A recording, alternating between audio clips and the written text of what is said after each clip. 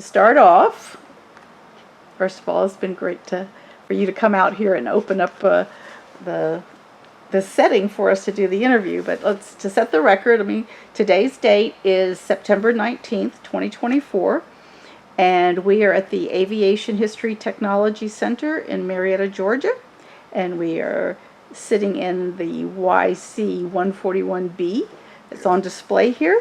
My name is Susan Caolo, and I'm going to be interviewing Scott Majors here.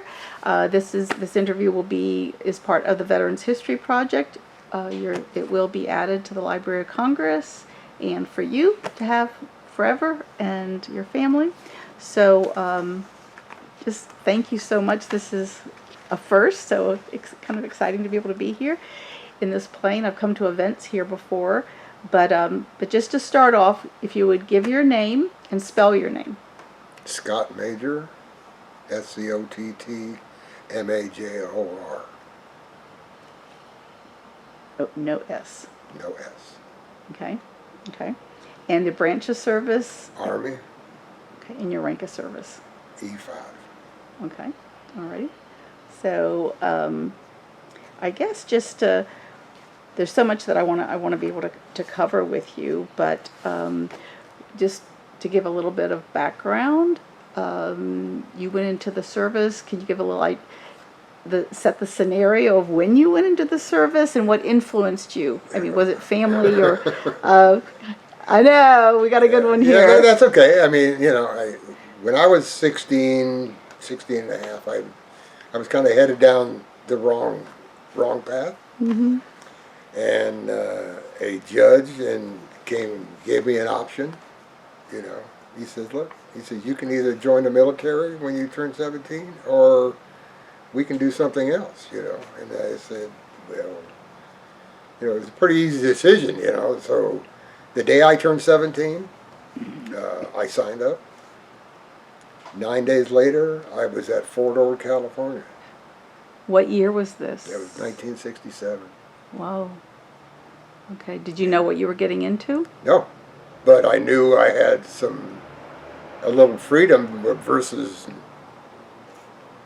not knowing what I was going to have, and it was great. So you were only 17 though when you enlisted. The day I turned 17, I signed up, and like I said, 9 days later, I was at Fort And Ord. was your family supportive? What was going on with the rest of your family? Yeah, I mean, my parents were divorced, and I would, because of who I was or what I was or whatever, I would be shipped from one to the other and back and forth, back and forth, which is all right. I mean, it is what it is, I can't, when I was at Dad's house, Mom would say, oh, you need to send him back. Dad said, I don't think it's a good idea. Well, and then 6 months later, I'm back again, for whatever back and reason. Forth. So how was it going? So was it a turning point, or at what point when you went in? Because you had structure and you had rules. Well, I had to be in Los Angeles downtown at 4 o'clock in the morning or something. The day actually enlisted. And you go through all this stuff, and you take the oath or whatever, and they put us on a bus and started driving north. And Fort Ord's quite a ways, from it's up in the Bay, up around Monterey. So we pulled in there probably around, let's say, 2 or 2:30 in the morning, and we got off the bus. And here stood this drill sergeant, a black guy, had to be 7 foot tall. I mean, scared me to death. I said, what the hell did I do? And he's screaming and blah, blah, blah, blah, blah. And I'm just going, man, I don't know. Turned out he shaped me a lot, because he was strict on us, but he was a people person, if I want to say it. It's kind of hard to say of a drill sergeant, because what people see in movies and all this is just a, you know, and he was on our side. You know, it took us a little while, you know, to learn that. I ended up being a squad leader in our company, and I was just a kid. I was probably the youngest kid there. I mean, you know, for whatever reason, and that helped me a lot. You know, it's not like I was telling these guys what to do, just to make sure they were lined up and everything is, you know, because basic training is basic training. You know, it's nothing. Ain't no excitement there. You know, no excitement at all. So yeah, it's good. And what about your the others that were in there with you? Did you make friends or connect, Oh or yeah, did you feel this? you know, the people you spend basic training with, most of them you never see again. You know, you go different places. A lot of those guys had been drafted, and they didn't really want to be there. They didn't have a choice, you know. But you're there you're there. No, it doesn't really matter why. And so got out of basic training. How long was your basic training? I want to say 8 or 9 weeks at that time. You know, So when you got out, was there a time going through basic training that you felt you did the right thing, or had? yeah, later in basic training, as you learn what's going on, and you know the benefits or whatever, you learn that, and I think, man, this ain't bad. It's just like being with the gang, you know, or whatever, you know. It's just, you're all there and you're all equal. There's nobody who's better than anybody. Of course, there were always people who thought they were better than you know, themselves. But no, it was. Oh, okay, that's good. And where did you go from there after basic? I went to quartermaster school in Fort Lee, Virginia, and that was like 8 or 9 weeks or whatever. That was, you know, because of my MOS. And from there,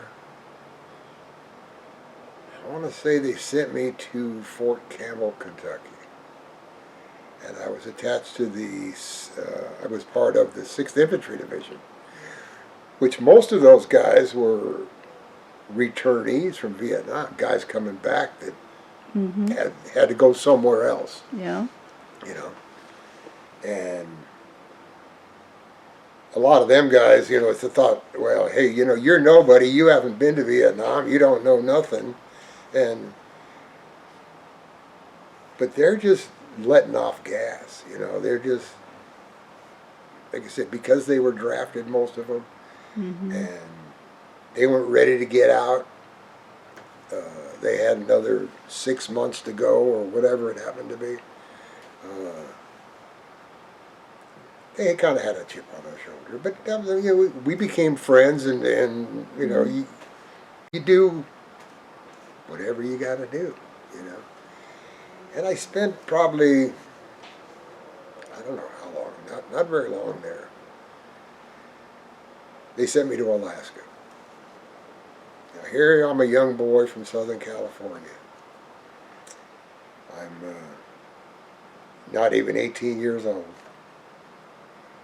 And I'm up here, and it was like November, you know, October, November, whatever. These guys are walking around in T-shirts and things, and I'm freezing my butt off. I'm dying. I mean, it was just absolutely beyond my control, you know. I'd never been in cold weather, you know. So eventually I talked to my CO, and I said, look, I got a problem. I said, I can't deal with this. Oh, was that bad? Personally, for me, I mean, I just couldn't handle it. he said, well, I don't know what I can do. I said, you need to help me. He said, I'll tell you what. I said, you need to send me someplace warm. He said, the only way we can do that, if you take a short discharge and re-enlist for another 3 years, then we can get you a reassignment. And I said, great. So sometime in November, I think, of 1968, I took a short discharge, I re-enlisted, and they gave me orders to go to Vietnam. I said, great. At least it's warm,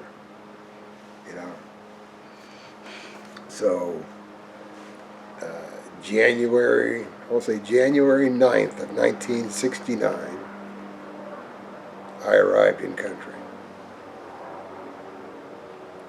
And stayed there until July 21st of 1971.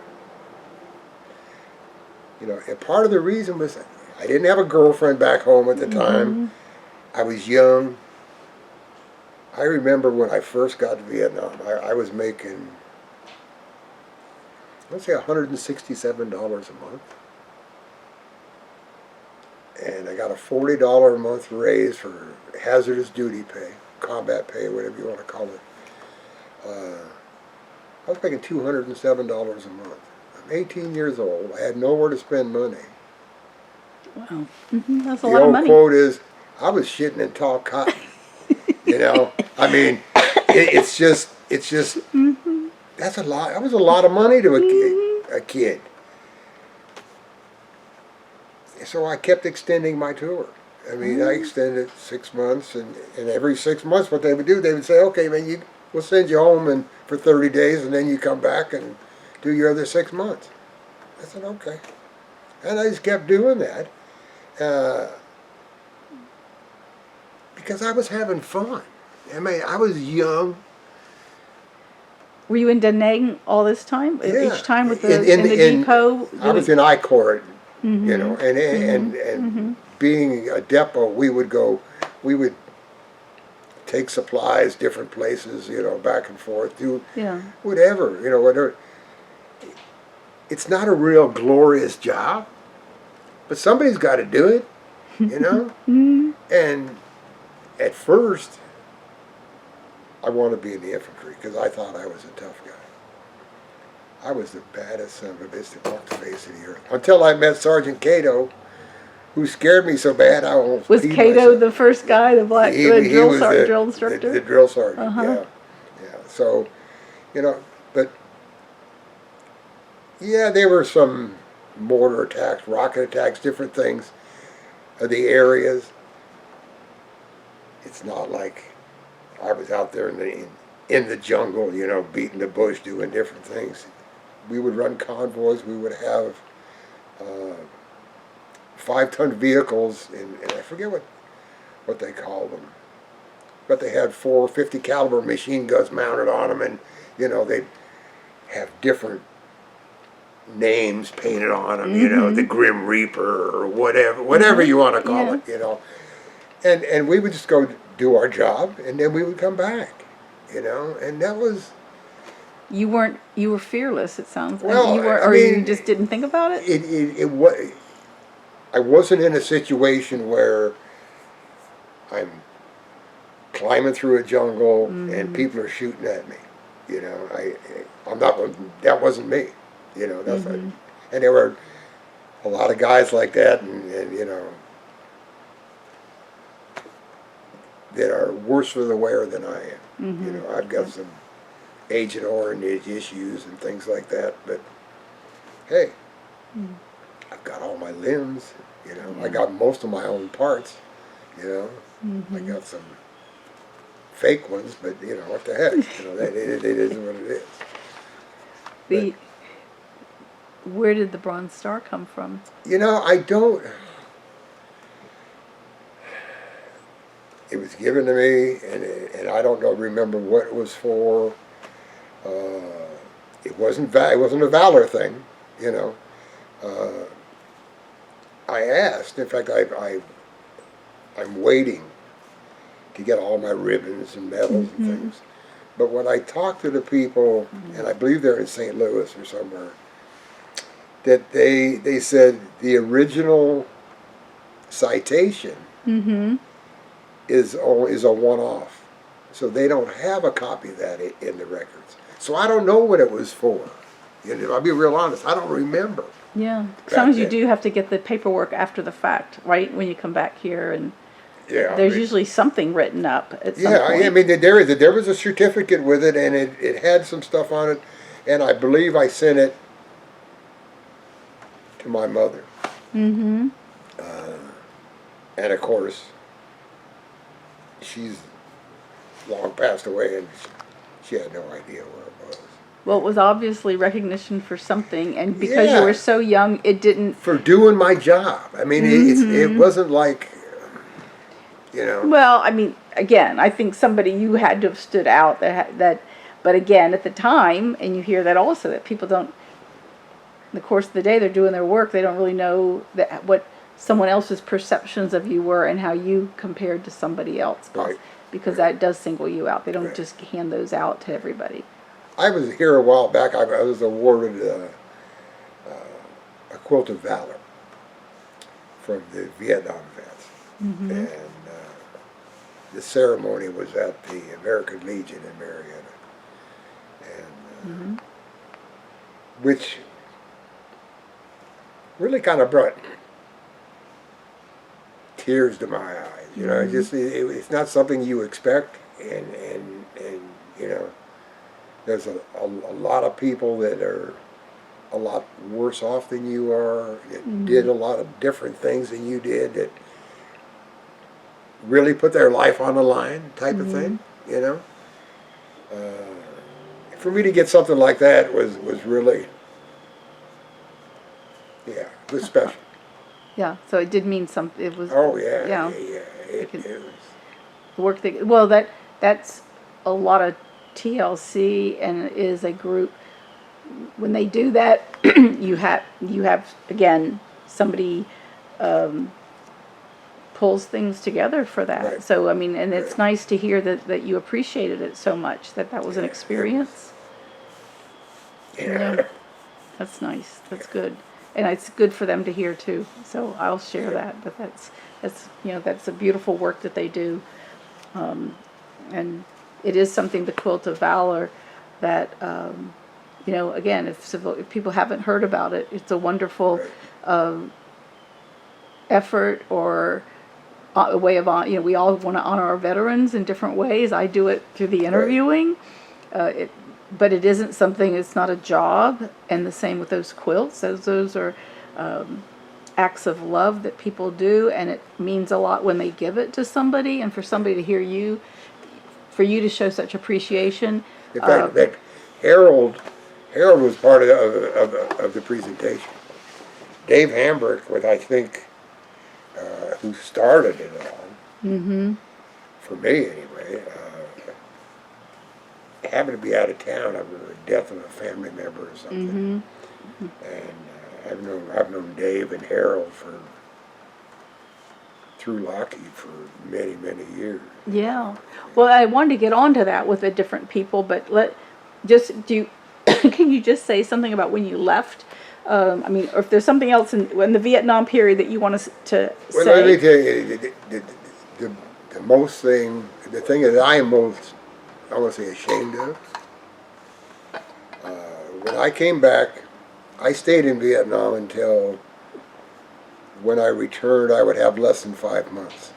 Because at that time, if you had less than 5 months, they wouldn't reassign you, they just let you go. So we flew into McCord Air Force Base in Seattle. Went to Fort Lewis, Washington to process out. And during our debriefing, orientation, whatever you want to call it.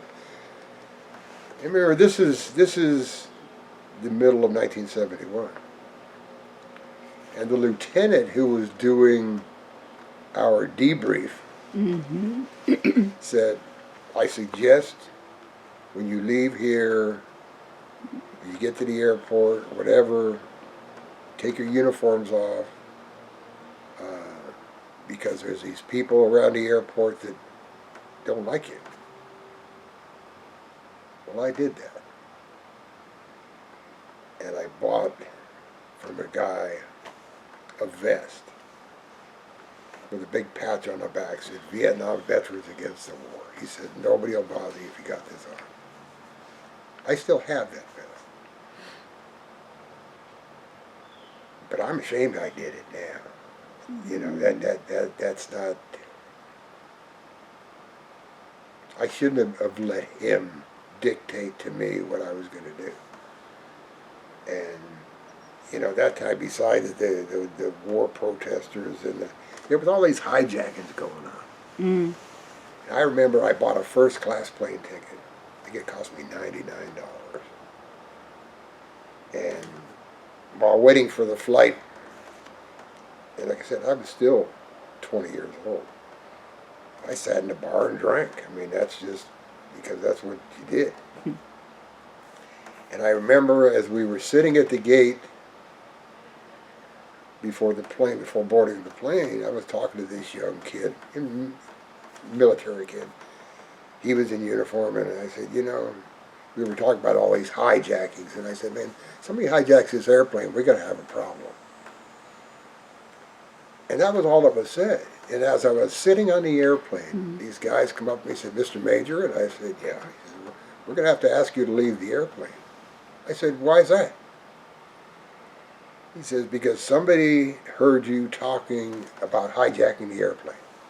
I said, no.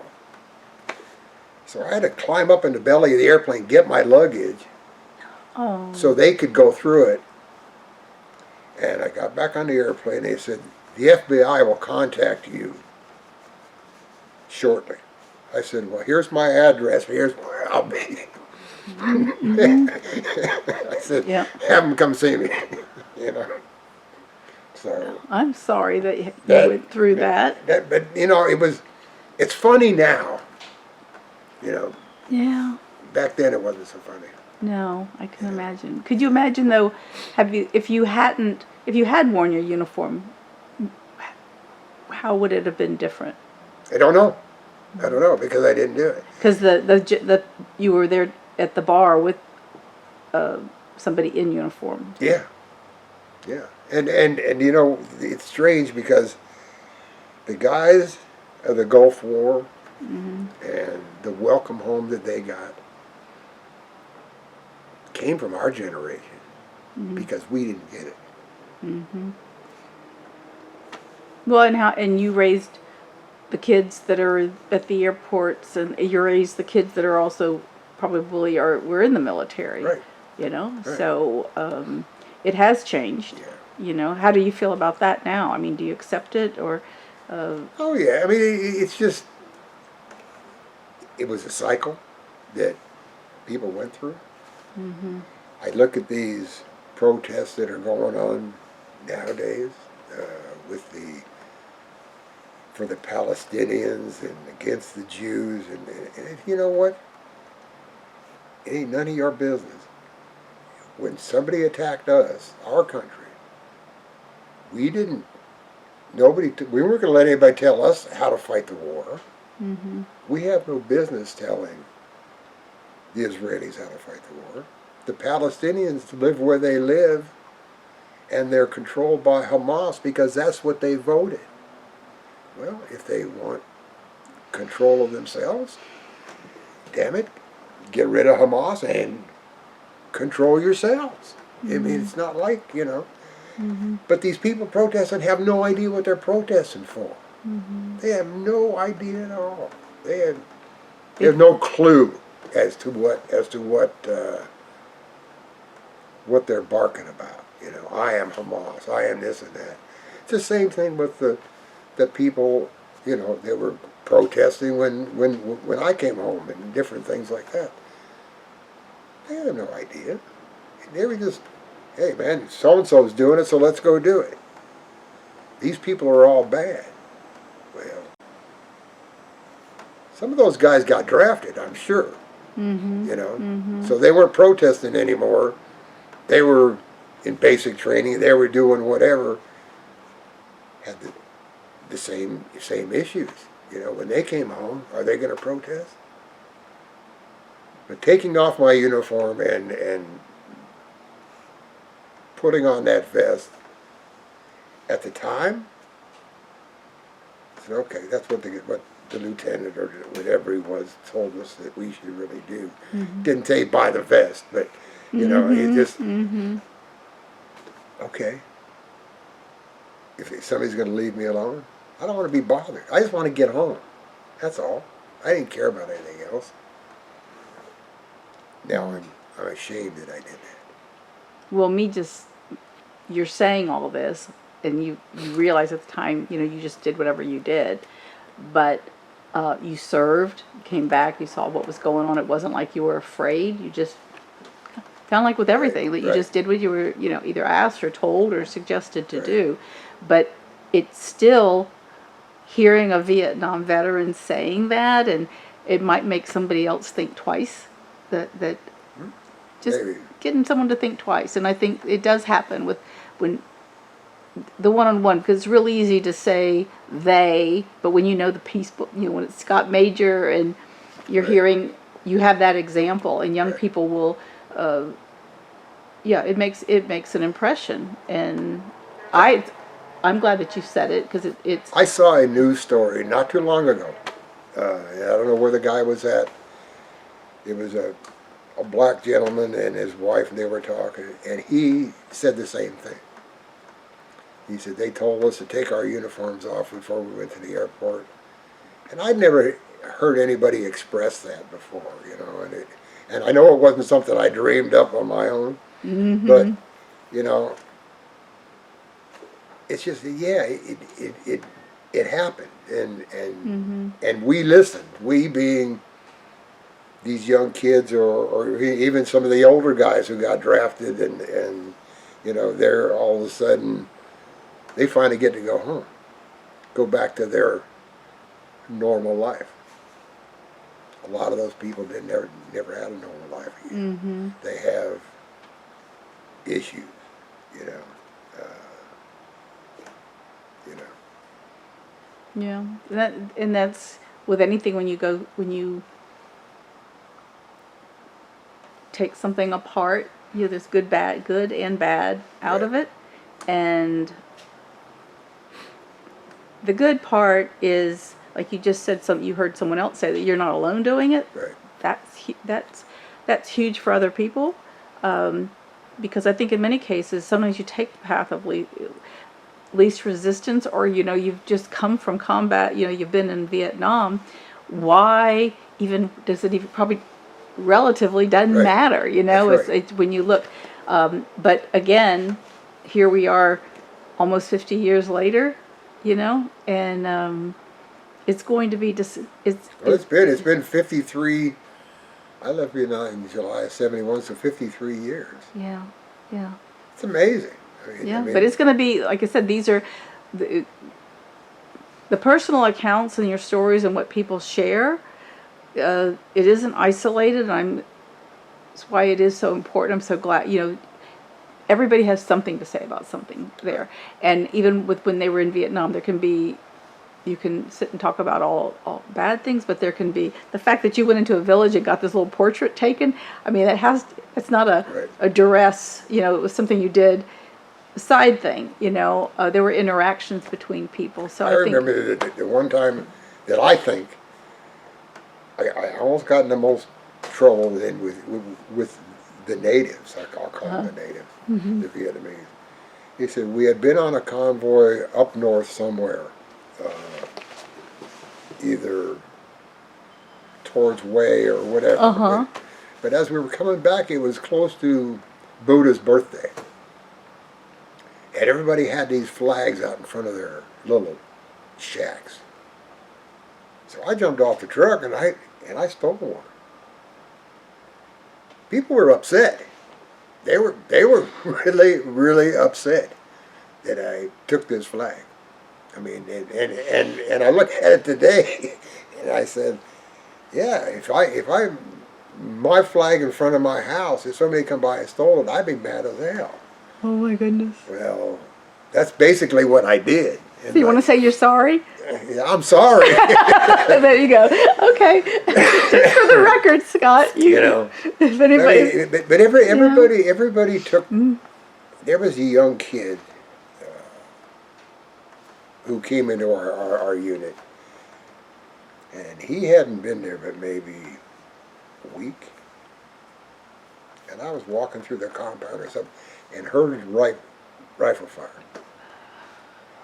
And went into his hooch, and he was dead. He'd killed himself. And he had started writing a letter to his mother. He says, "Dear Mom," whatever. "Here I am in Vietnam, a complete and total misfit." And that was all. There was nothing else there except that. Wow.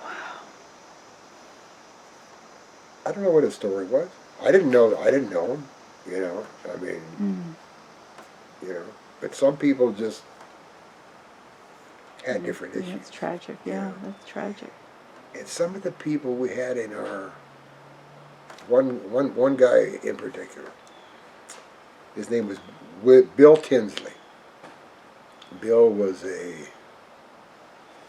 very, very intelligent guy. His father was a senator or a congressman or whatever. And so Bill came into our unit, and his level of intelligence, and I'm going to say, but he would talk to the colonel, and the colonel would have no idea what Bill was talking about. So they made Bill the mail clerk. And Bill says, "I'm going to teach them. I'm not going to shower until I leave here." Bill was the nicest guy you ever want to meet. I mean, really was. So we caught him, gave him a little hooch, you know, off to the side somewhere, and he did his job. You know, whether he took a shower or not, I don't know, because I wasn't going to sit there and watch him. But those are the kind of people, and the reason that he got drafted was because the guy on the draft board didn't like his father. And that was the animosity there between the two of them, you know. Bill was in college or whatever, and they didn't normally take you out of school. But he went anyway. He served. He served. Yeah, I mean, because he got drafted. Yeah. But he didn't complain about it, you know. They wanted him to make him an infantryman. Well, you don't waste talent, you know. I mean, so Bill ended up in our outfit, however, and he did what he did. I mean, it's just you know, but he was only there because somebody didn't like his father. But he completed. Oh, absolutely. Yeah. Yeah. Yeah. And he didn't bitch about it. Yeah. You know, he just said he was a strong-minded kind of guy. You know, tall, thin. You know, the politician. I'm going to call it the politician type. You know, type guy. But I have no idea where he's at today. You know, he could be almost anything. Well, I was going to ask you that too. When for your, did you stay in touch with any of the groups? You know, that you were? not really. There weren't a whole lot. You know, John, the one guy who was in the picture with me, that we grew up together, and he and I kept in contact for a while, and then he moved out of state. I found him, I want to say about 4 or 5 years ago. I knew where he had moved up to Wyoming. And I didn't know how to get a hold of him and all this. And so I just looked around and said, let me see if I can find his father. So, and his father's name was Gaylord, which was fairly unusual. So I looked for a Gaylord Sparks who was about X age at that time. and I found a phone number. So I called, and a woman answered the phone, his wife, and I said, is Gail there? And she said, who's this? I said, this is Scott Major. And she said, okay. And I hear her in the background, she says, phone's for you. He said, who is it? He said, it's Scott Major. She's not one of them damn Major boys. And he was in his early 80s, but he had dementia real bad. Oh. And he and I talked for probably 30 minutes, and I had no idea he had issues. Uh-huh. And I got John's phone number, his son's phone number, in Wyoming, and I called him. He says, how'd you get my number? I said, I got it from your dad. He said, no you didn't.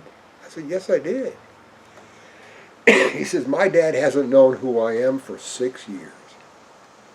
He was that bad off. He said, he don't know anybody.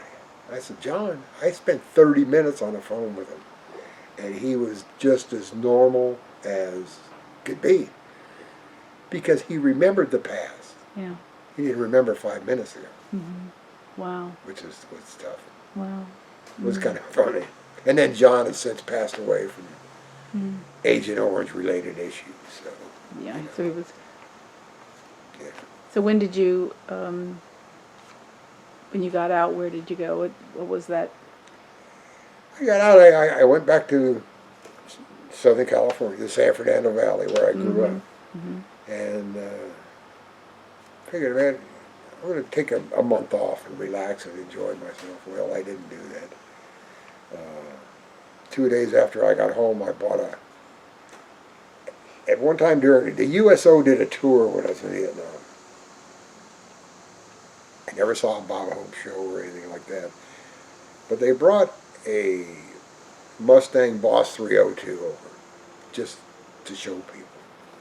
And I told a buddy of mine, I said, I'm going to get me one of those.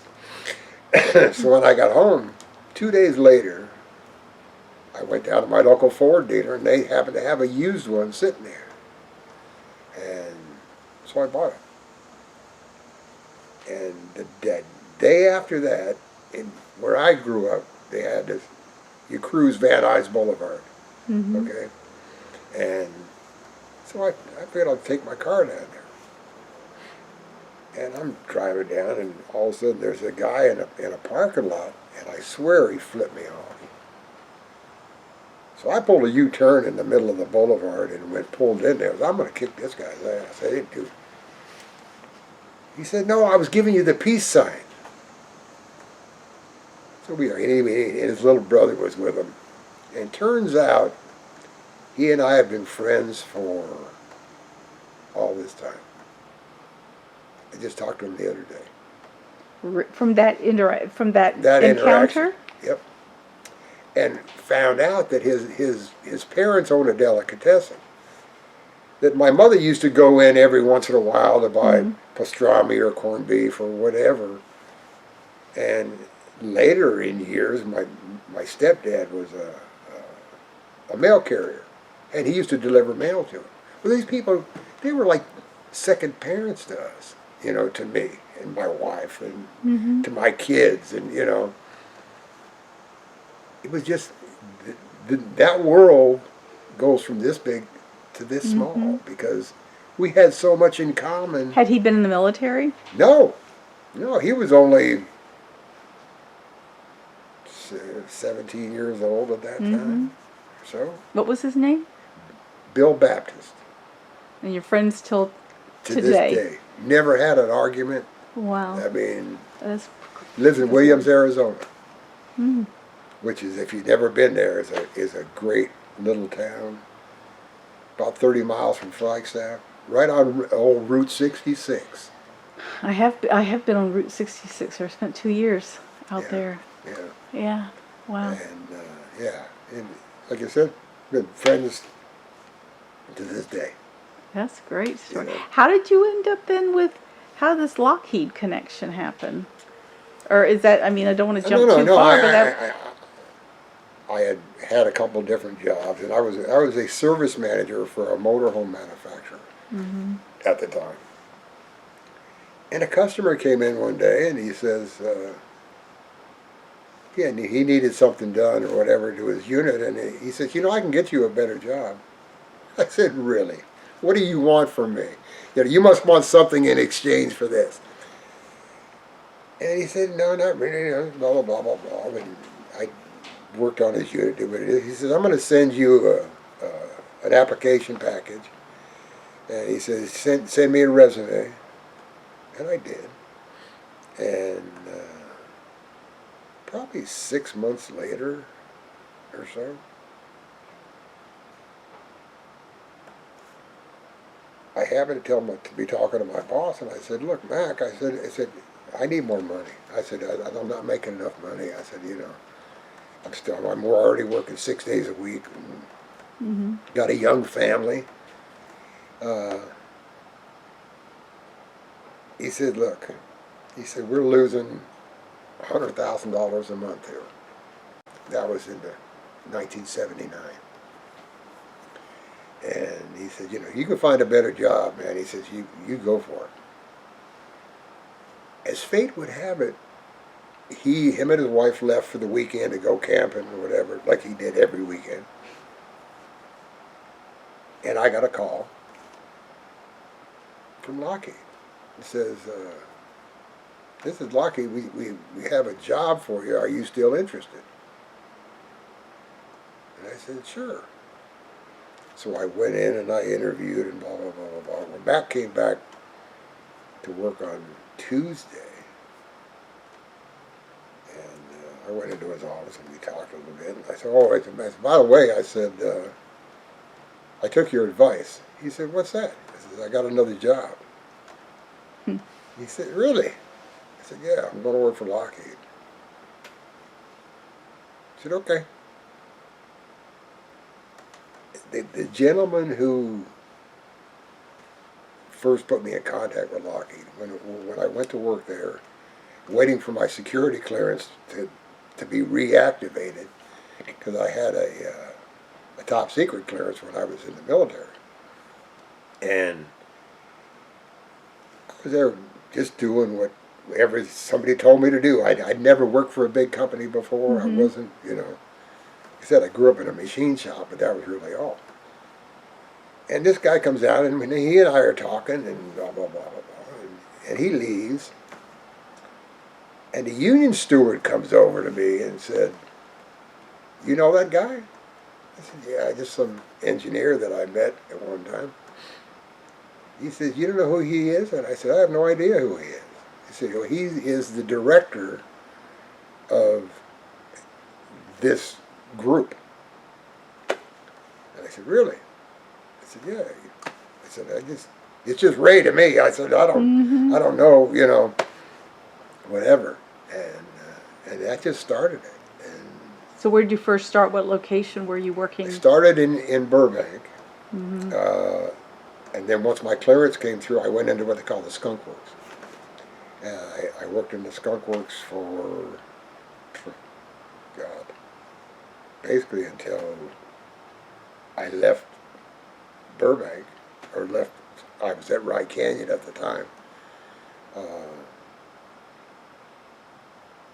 until 1992.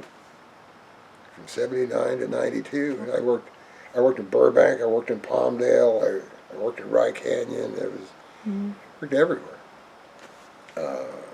Worked at the Air Force, different plants, Plant 42, Site 2, Site 4, you know, where they built the space shuttle and they built the B-1 bomber and blah, blah, blah.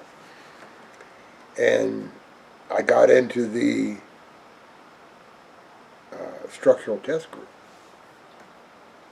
early on. And that was something that I really enjoyed. And I just learned from there. And you learn by doing, you know. And I remember my first day, I walked into this hangar and they were getting ready to test the F-117. And my boss at the time. So he took me on a tour of this building as we were walking down, blah, blah, blah. And he says, "That's what we're testing." I said, "What the hell is that?" He said, "That's an airplane." I said, "That ain't no friggin' airplane." I said, "Hey, you're crazy as hell. Don't look like an airplane to me." But anyhow. But I've been part of tests on everything from the space shuttle. I got in on at the end of the space shuttle program. The stealth fighter, both B-1 bombers, the B-2 bomber, F-22, F-35, P-3, S-3. I mean, I had the best job in the world, Susie. Could you describe it? Because I'm curious that the structural test. What would that be like? Well, structural test is you take an airplane, you build a steel structure. For instance, the space shuttle structure was 6.5 stories high, and what you do is you put the airplane in it. You close up around it. You attach hydraulic rams to it, and you apply pressure. You bend the wings up, you bend the wings down, you twist them different ways, in torsion, whatever, and you do that to certain limits. And on a static test, you have 3 levels. You have what they call limit load, which is 100%. Theoretically, whatever the airplane will ever see in flight, will never see anything more than that. Ultimate load is what they call design limit. That's what the airplane is designed for. So as you're testing, if everything's perfect in the world at 150.1%, something should fail on the airplane. Something should break. Never does. If it breaks too soon, then it's not strong enough. If it breaks too late, way above 150%, then it's too heavy. You can take some meat out of it, make it lighter, make it faster, do whatever, And then what they have residual strength, which is after you get done with all your different parameters and you've satisfied all the test points, see what it takes to really break it. And that's what they do. They just go ahead and keep applying loads and applying loads and applying So it's loads. all the simulation Well, of conditions. Residual strength is only a static type thing. What you're talking about is a fatigue test, which we would also have a separate airplane for. And those you would simulate flight. You would pressurize the fuselage. You would go through flight scenarios and computer controlled. It's all. And as something failed, the system would lock up exactly where it was when it broke. So the engineers could go back and say, this is why, this is what failed. But yeah,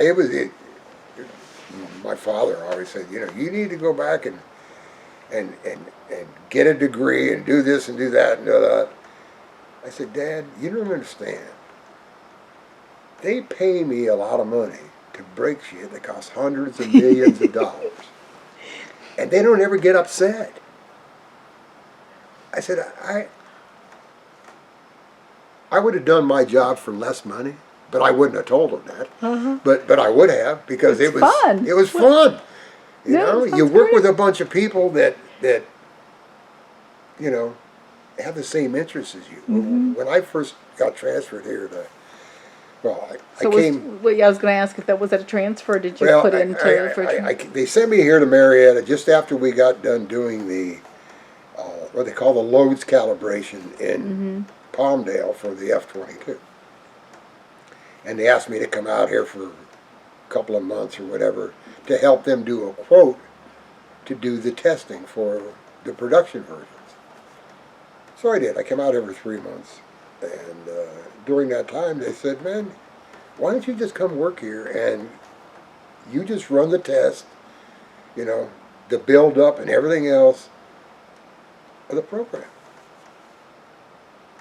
So I went home and I told my wife, I said, Mindy, I said, you know, they offered me a job in Marietta. I said, I'm going to take it. And I said, I'd love for you to come along. Because her family was all there, blah, blah, blah, blah. And she said, do they have paved roads there? Seriously? In Georgia, I guess? Yeah, yeah. Oh, that's exciting. And so, you know, my wife was a little naive when I first met her. Uh-huh. I mean, she was not real worldly, you want to call it. Getting off the subject, at one time we were driving down the road going somewhere in the valley, and there was this road, it was called Sherman Way, and they were repaving it. So they had broken up all the asphalt, and it was all piled off to the side. And she says, what's all that? I said, well, it's all numbered. I said, so they know where to put it back. She said, okay. About 20 minutes down the road, she says, are you sure? I could tell her anything and she'd believe me. I mean, oh, that's sweet. you know, my mother was a nurse, and I told Minnie one day, I said, you know, I read to get rid of gas. I said, you take a straw, put a straw in your butt, it relieves the gas. She never said a word, and we were out with my mom and my stepdad. I think it was my birthday or something. We're walking out of a Mexican restaurant, and she said, "Mom, is it true?" And I started running because I knew what was coming next. You were caught, busted. And to this day, if I tell her something, I have to show it to her. I have to show it to her. She doesn't trust you. She don't believe a word I say. You know. But you did a 50-year anniversary. That's right. It's been 52 years. There you go. Yeah. Yeah, I mean, that's great. You know, and I didn't know her. I met her at my little brother's wedding, which was in April, somewhere.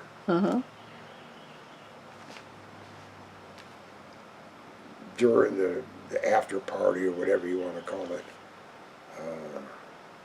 The girl I was seeing wouldn't go out with me because I was drunk. She was working. I had to go pick her up. She wouldn't go with me because I was drunk. Okay. So I went back. I went back home. I said, I'm just going to go take a shower and whatever. And my little brother, during the party, apparently Mindy was sitting on some guy's lap. Some guy with long hair and crap. And I said, why don't you go out with me and dump this loser? Oh, she says, I can't do that. I said, okay, whatever. And I went home. My little brother called me and said, hey, she's over here. Why don't you come over? I said, okay, so I did. My father at the time had a 50-foot boat down at Marina Del Rey, who I would always take my conquests, or whatever you want to call them. Yeah. So we got in my car, and she and I, we drove down to the marina per my normal, schedule, I guess. And I didn't have my key to the cabin with me, so I tried to break in, tried to pick the lock again, and I couldn't do it. And we've been together ever since. And we got married the next July. We'd known each other for 3.5 months. It's great. Great story. I love that. That's hysterical, though. And Yeah. it sounds like real different types, but... Yeah. Yeah, I mean, like I that's said, that often. I could tell her anything. And it was... she trusted you for a while. Until the straw. Yeah. The Mexican... She's learned. Oh, well, that's great. That's a good story. And I'm gonna, let me see. I should try to, just because I don't want my things gonna run. I'm gonna cut that little clip out, but we've got like maybe 10 minutes, Okay. something like that. Can you spend it? I mean, I want you to do other stuff, but bring it up to where we are, Lockheed, the people, and kind of where we are. Maybe let's say something about where we are today. Talk about Lockheed and which you gave some really. It's really interesting to hear you talk about your actual job, what you Yeah. did of breaking expensive things, Right.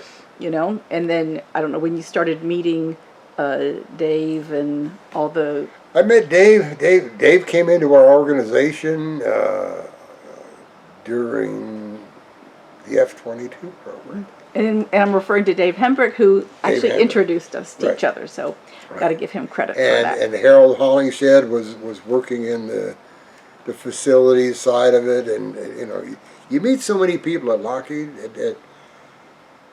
They say, how many people work at Lockheed? Oh, about 40% actually work, you know, and the rest of them don't do nothing. But you know, you meet people, and 99 times out of 100, you know their first name. You have no idea what their last name is, because that's not the way it works. You know, well, this is Harold, and this is Dave, and this is so and so and so and so. But Dave and I worked together for probably the last 12, 15 years before he retired. Mm-hmm. And we've kept in touch since then. You know, I mean, you know, and Harold, I see him whenever I see him. You know, I mean, Yeah. it's not like, and I don't drink. I haven't drank since Christ was a corporal. I mean, I was young. Always figured out that, you know, my dad drank enough for all of us boys, and so, you know, there was no sense in me doing it. Mm-hmm. Did you a favor there, though? Yeah, you know, coffee is my vice. Mm-hmm. You know, but yeah, and during our testing programs, well, Dave was our boss. We were at one point the busiest test lab in the world. We had 6 full-scale tests going at one time. So when I came into the organization and actually transferred here permanently in like March of '93, and we had done so many different things that we started building the test fixtures for the F-22, and the first project that we had were the wings of this airplane. Mm-hmm. We actually took the wings off this. The wings were taken off this airplane.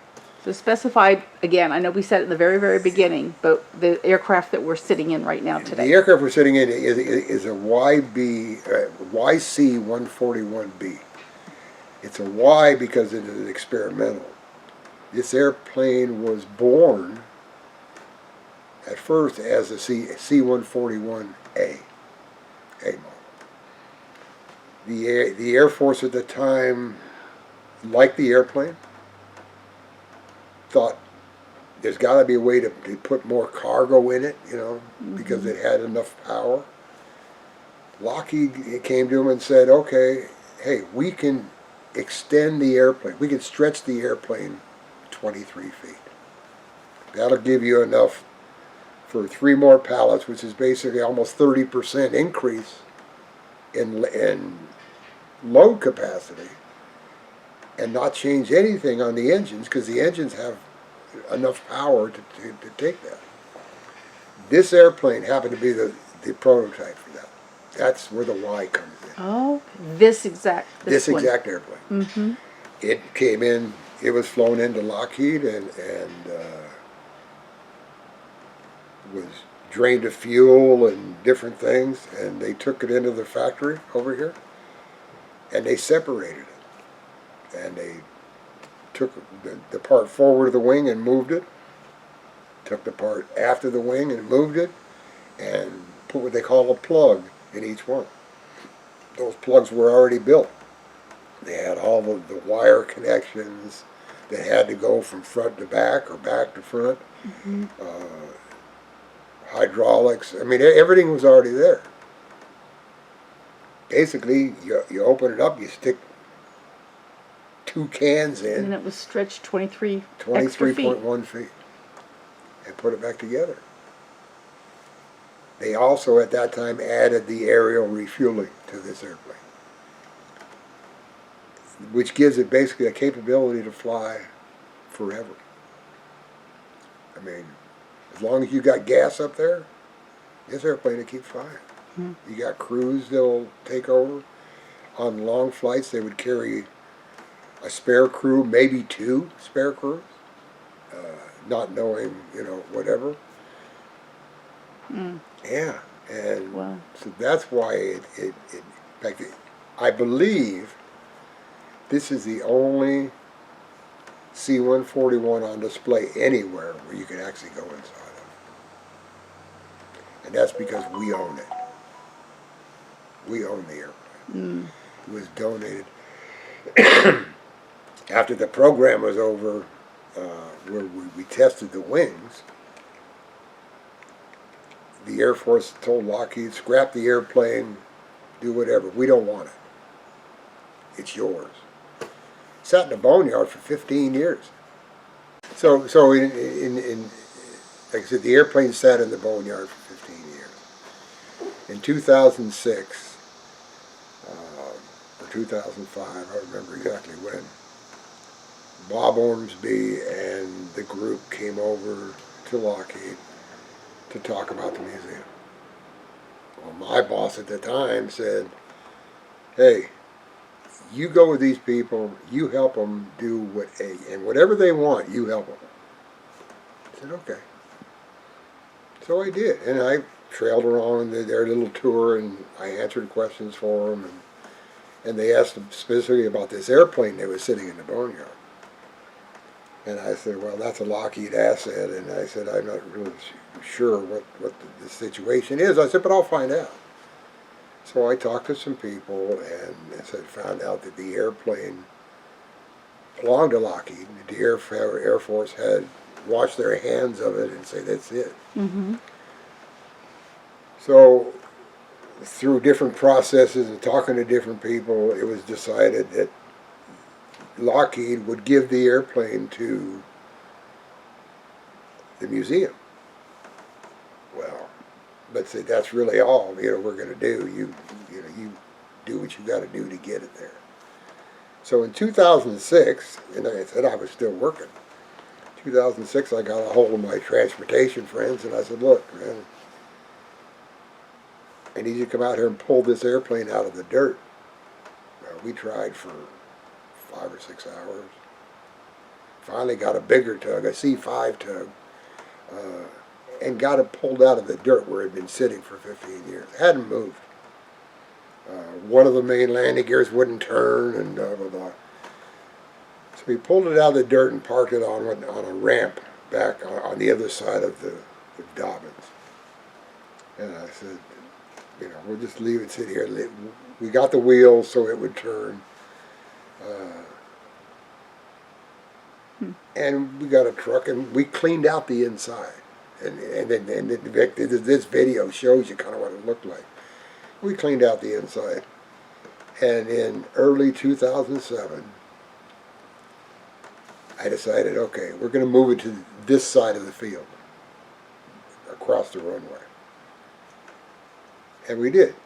We moved it over there, and it sat there for probably 2 or 3 months.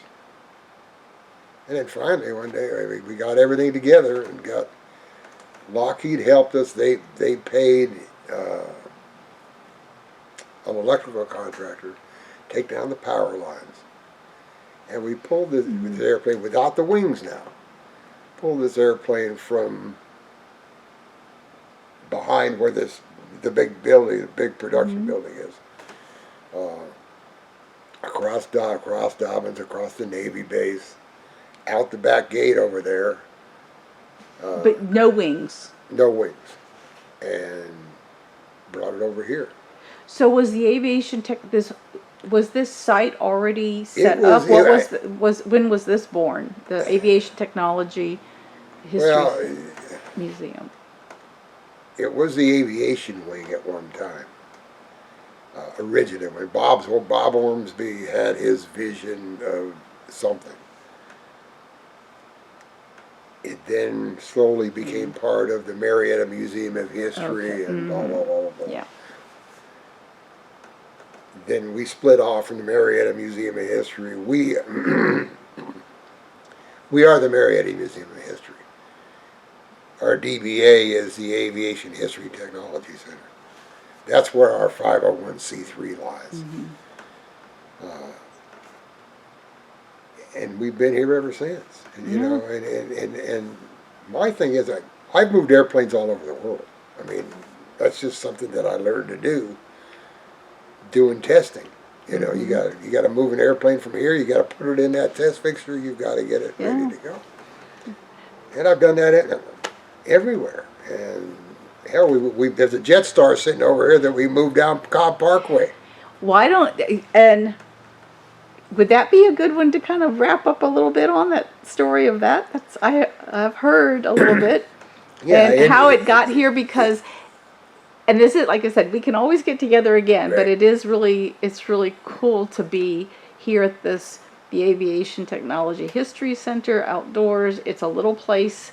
It's tucked away. A lot of people don't know it's even here, but it's a really fun place to visit, mainly because your volunteers are people like you, people that've been in the planes, they know the plane, you know, you've got veterans here. So, but I heard a little bit. Could you tell about this? The Jetstar, it was probably, I'm going to say early December of 2019.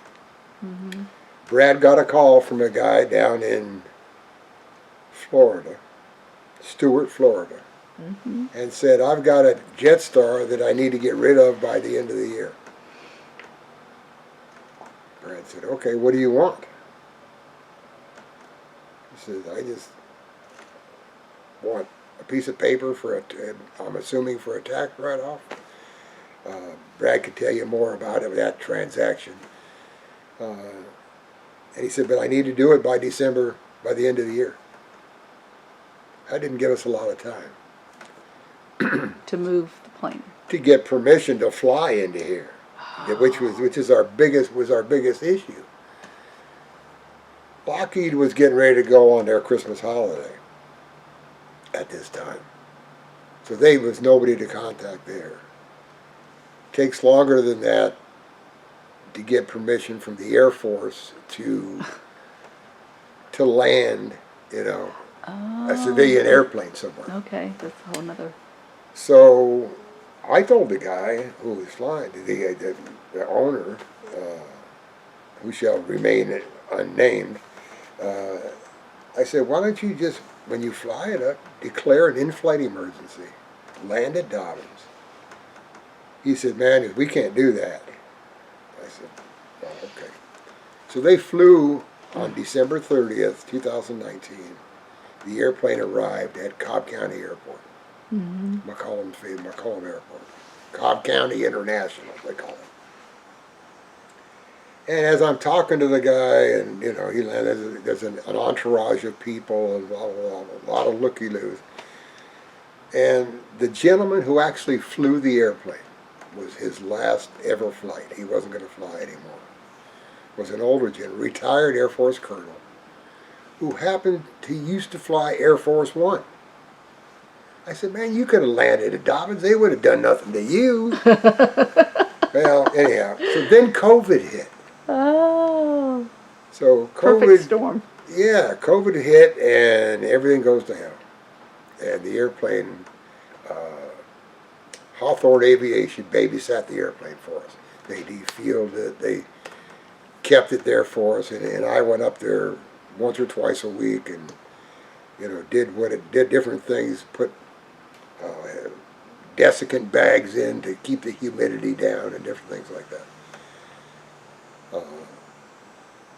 Throughout 2020 and into 2021, I probably talked to 1,000 people.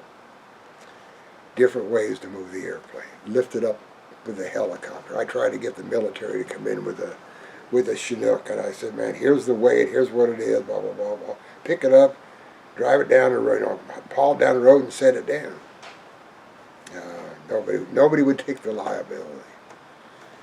So I found a company who would do it, who would actually move the airplane, but didn't have any money. My little brother, who we talked about earlier, happened to be out here. Had never been out here to Atlanta. came out on business, and he flew in a day early. And he and I just spent the day together, just talking about old times and different things. Had a great time. And I took him up to the airport to show him the Jetstar. And we're talking. He said, why ain't you moved it? I said, well, it takes money. I said, John, we don't have $20,000 to move. He said, how does it really cost? I said, it costs somewhere between $16,000 and $20,000. He said, I'll give you $20,000. Your brother? Yay, brother. Yep, and so we did.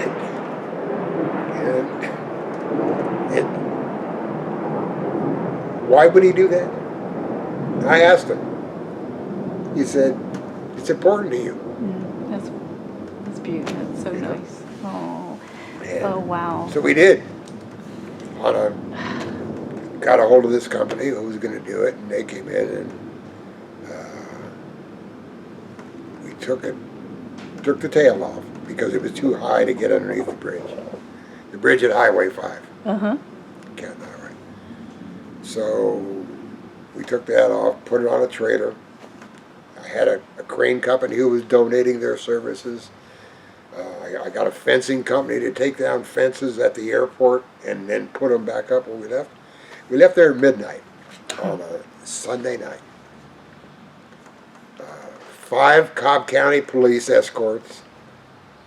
They want to do it on Saturday, and I said, no, it's got to be Sunday because all the drunks got to be at work on Monday, so they'll be at home Sunday night and they'll be off the road. And we pulled it out. Came down Highway 41 and got it here and came in here about 4:30 in the morning. So it was. So that'll have to be another one. We'll have to they do a little story around. And there's some videos on the website of the move. Yeah. Why don't you say what the website is?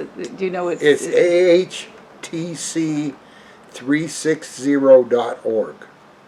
There's some great videos I watched. Yeah, and we stopped in front of the big chicken and took a picture of the airplane with the big chicken and different things. In fact, Brad, I think, was up on the bridge at Highway 5. He was on top of the bridge as we were going underneath. So, the airplane was 61 feet long and 55 feet wide. And coming down Cobb Parkway, there were some areas we had to transition to the northbound lanes versus the southbound because of construction or different obstructions or things like that. But you had the police escort. Had a police Everything escort. Everything came together. I mean, that's a TLC act of love from your brother. Real family thing. That's wonderful. And we got it here, and there was probably, we started out with 5 Cobb County police. By the time we got here, there was probably 20 different police agencies. Marietta, Smyrna, everybody was wondering what the hell was going on. Coming down the highway at midnight. Oh, that's a good kind of a good point to kind of wrap up again for today, because it's this was. How did you feel about it? I mean, you're on the board with the aviation. I think this would. If y'all let me use the plane again, we'll bring some more vets in here and we could get some good stories of. I retired in May of 2017. We retired on a Friday. They said, we expect to see you at the museum on Monday. Well, you guys are all still, there's still people here connected. And I know some of those people are still here. Some have passed on. It's just, our biggest problem is finding young blood. Young people that want to come out and work on a dirty old airplane, do different things, Well, why don't you say something a little bit more about that? Who could come out and what kind of things could they do? Anybody can come out to be a volunteer. You could be a volunteer, be a tour guide. There's always things to do. Do you train them? We'll train them to be a tour guide. learning how to work on airplanes is just something you work with somebody else and you wash airplanes. It's not a glorious thing, you know. Mm-hmm. You don't get a lot of pats on the back, you know, for it. Mm-hmm. You do it because you enjoy it, you know. And for Well, us, that'd be something that's good to know. for us retired folks, it gets us out of the house and Uh-huh. gives us a purpose, Yeah. you know. And what kind? But you still have to do some work. You do wash the planes. Yeah, yeah. Well, according to our kind, and like I said, this airplane belongs to us. The 2 Jetstars belong to us. The Air Force airplanes belong to the Air Force Museum, Mm-hmm. on loan to us. Mm-hmm. The Navy airplanes the same way. Mm-hmm. They belong to the Museum of the Navy, Mm-hmm. and we have to give them yearly pictures of the airplanes. You know, if we want to do something to an airplane, Mm-hmm. for instance, the C-130, the gunship, when we first got it, it was camouflage. Mm. Well, we wanted it painted like it was in Vietnam. Oh. We had to get permission from the Air Force to Mm-hmm. repaint that Oh, that's airplane. good to know. So if somebody wanted to come out, who would they contact? If some young people were interested, and They can go to the website, and there's a thing about get involved, Mm-hmm. and it tells you how to do different things. Gives you phone numbers to call. is there flexibility with time? Because usually young. Well, yeah, like I said, basically we're open to the public Friday, Saturday, and Sunday. If they are busy those times and they want to come out and work, you know, during the week, Mm-hmm. it's just on an as-needed basis. We have events. Mm-hmm. We have a car show coming up October 5th. Okay. Which I'm going to miss for the first time because I got a granddaughter getting married that day. Oh, okay. I tried to talk her into. They told me she needs to change the date of the wedding. She didn't think that was a great idea. So, but that's okay. You know, but we do that, and Okay. and that's just we have Veterans Appreciation Days, and Mm-hmm. you know where veterans are all free, and